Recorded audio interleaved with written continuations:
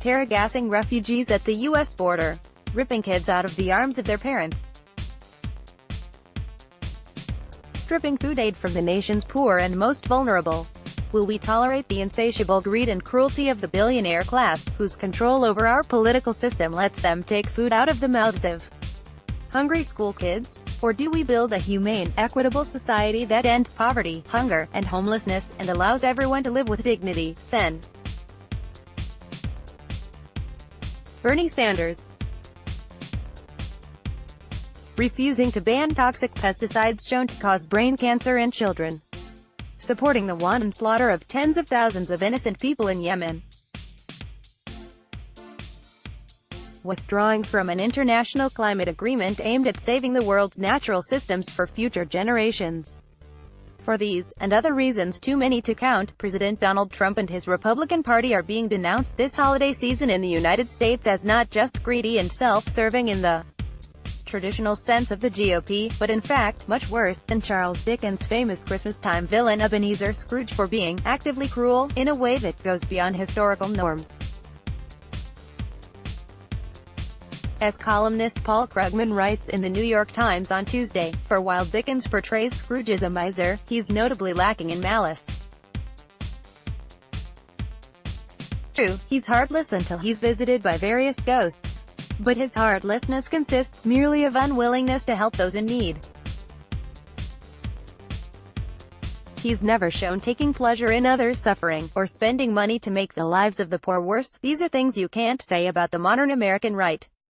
In fact, many conservative politicians only pretend to be Scrooges, when they're actually much worse, not mere misers, but actively cruel.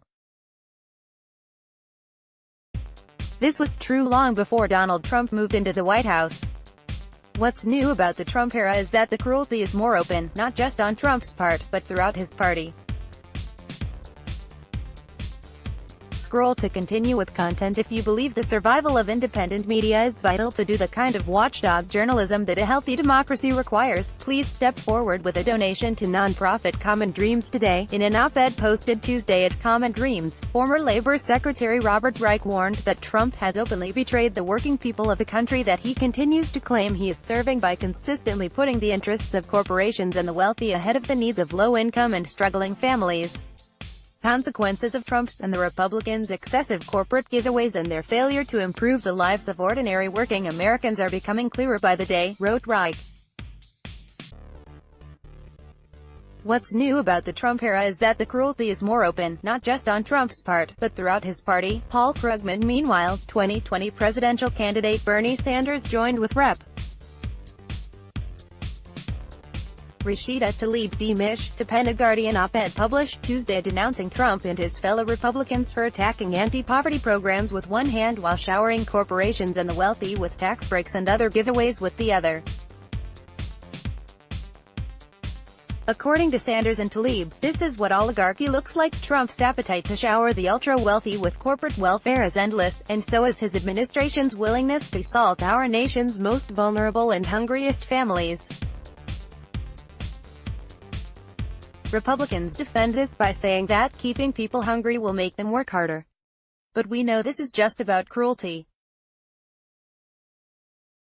We know that withholding food from needy people who are underemployed only deepens the crisis of poverty in America.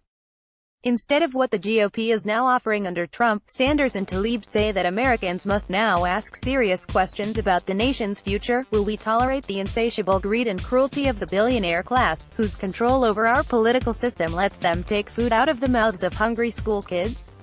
Or do we build a humane, equitable society that ends poverty, hunger, and homelessness, and allows everyone to live with dignity? Citing the president's abusive border policies, historian Juan Cole wondered in his Christmas Eve column whether or not, given the chance, if Trump would lock up Mary and Joseph while tearing the newborn baby Jesus from his mother's arms. Cole was far from alone in making this connection. Earlier this month, as Common Dreams reported, a congregation in California made headlines after it displayed a nativity scene that depicted Joseph and Mary as refugees in cages on either side of baby Jesus, also in a cage. Krugman, in his column, pointed out that it's nothing new for Republicans to be vindictive against the poor or cruel towards humanity in general, but argued, what Trump has brought to his party is a new willingness to be openly vicious. This year, and going forward, Krugman concluded, "I'm going to stop calling today's Republicans Scrooges. We'd be in much better shape if Trump and company were merely heartless misers. What they really are is much, much worse. Let's block ads."